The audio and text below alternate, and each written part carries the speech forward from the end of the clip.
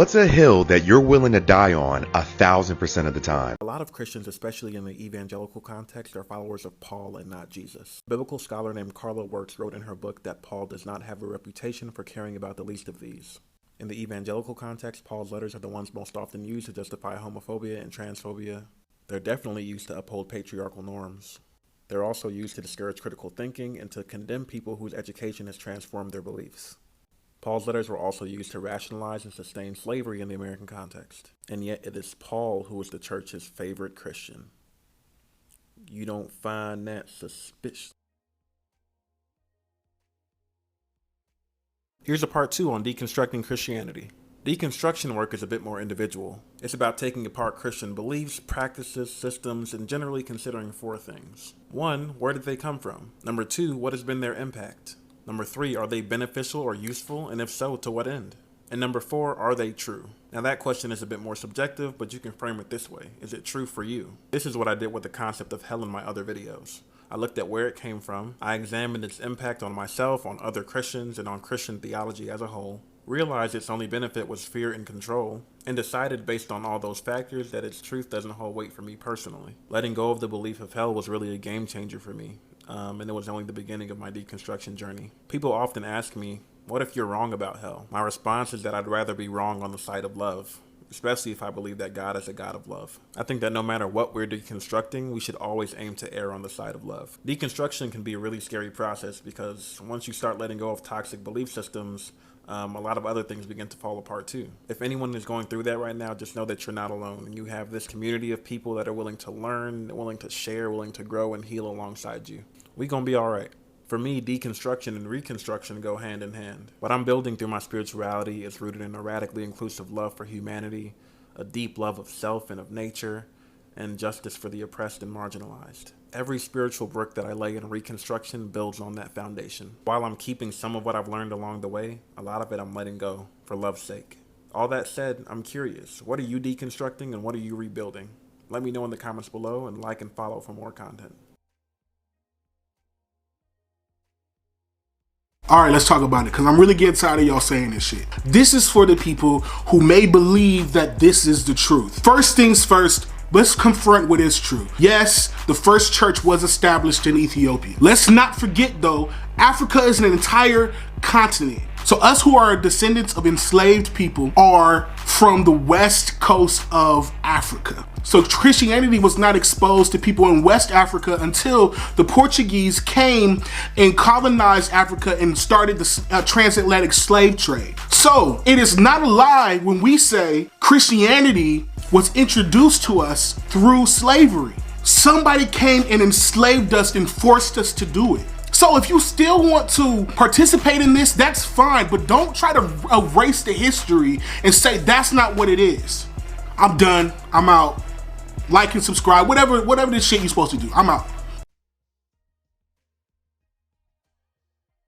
Is the Black Church anti-Black? Part 3, the identity crisis. Although the Black Church functions as a place of identity for many African descendants of slavery in America, there is an ever-growing desire in the Black community to find out who we were as a people before being taken from Africa. Unfortunately, in this search, there have been claims made about the peoples and societies of pre-colonial Africa that have no basis in fact, but rather help rationalize current miseducation about our history, resulting in the homophobia, sexism, and other abuses sanctioned by the Black Church at large. I'll quickly unpack some of those claims. Number 1 is that our enslaved ancestors were Christians before being brought to America. Not true. The regions our ancestors came from, primarily West and Central Africa, were by and large introduced to Christianity by the Europeans who enslaved them. Our enslaved ancestors were saved from death and abuse by their compliance with Christianity, and simply incorporated their own African beliefs into Christian theology. This miseducation is an easy way that Black people dismiss the legacy of European colonialism and its impact on what we now believe today. I'll discuss this in part 4. Number 2, homosexuality and other queer identities are un-African. Also not true. I'll be discussing this more in part 5, but there are many examples of queer African cultures and practices, and even queer depictions of deities that go back thousands and thousands of years. The truth is that our culture's homophobia is a remnant of European colonialism. Number 3 is that women empowerment is un-African.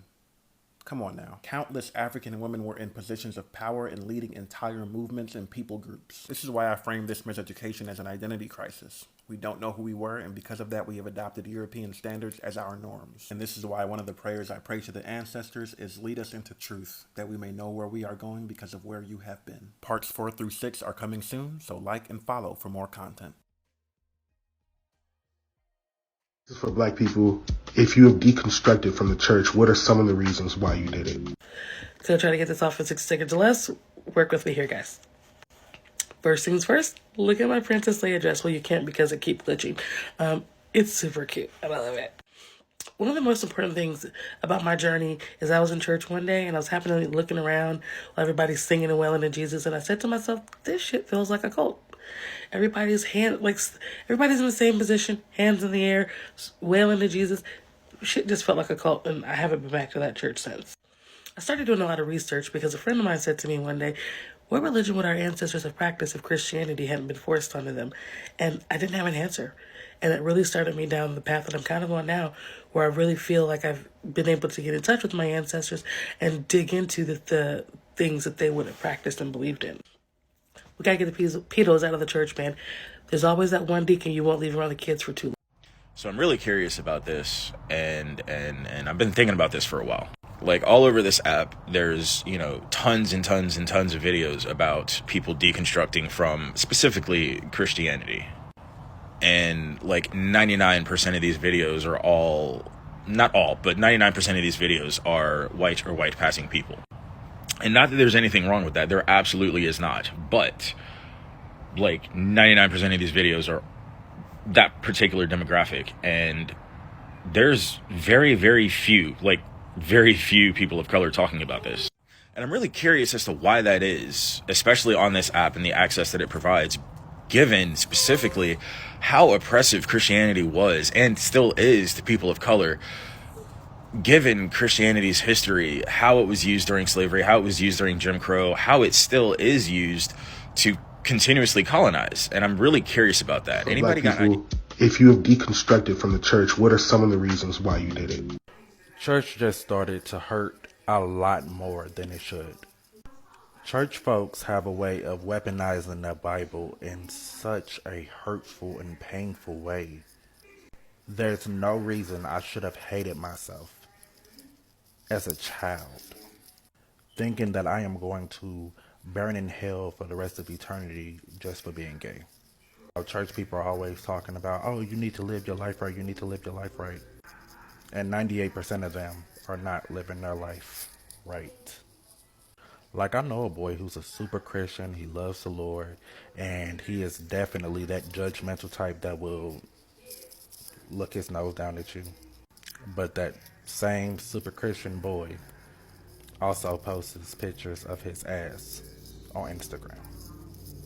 Basically, she wants to know why I said I miss black church. Yeah, I completely understand where you're coming from, because I actually miss that atmosphere myself. I've been in Oklahoma since 1990 and grew up in white church spaces most of my adult life, mainly for reasons of convenience and geography. All right, but a few years ago, I actually had to go shoot part of a documentary up in North Tulsa, in this 100-year-old church that dates all the way back to the Tulsa Race Massacre. And I tell you, the congregation there, the pastor there, everybody in that building, the whole culture of that place makes you feel so freaking welcome. It's because you're not in there, you're not ticking off a mark for their multiculturalism, checklist that they have there or anything like that, man. I was just a person, and that's what I appreciated about it. Not to mention the fact that when you're in a black church, there's a shared experience that we all have. All right, so they kind of understand what it's like when you're in them white church spaces and they all treat you like you're a freaking token. Well, sweetheart, I think your journey's your journey and my journey's my journey. And I think if you really look at what agnosticism is, it's the opposite of a box. It's boundless. It's just saying that I don't know. And it's kind of left me the freedom to be able to figure that out. I spent over 10 years rapping about Jesus and rapping about Christianity and the values and the worldview that comes with. I just admitted to myself that, hey, I'm not exactly sure if this is what I believe anymore. And I'm on a journey on figuring out what it is that I believe. So for me, I don't know if that includes God or not, but I'm figuring it out. All my ex-Christians out there, what was the turning point for you? I'll go first. I mean, besides the fact the Bible has literally no woman's voice in it, no passages written by women, no women were quoted or gave a chapter in the Bible, period.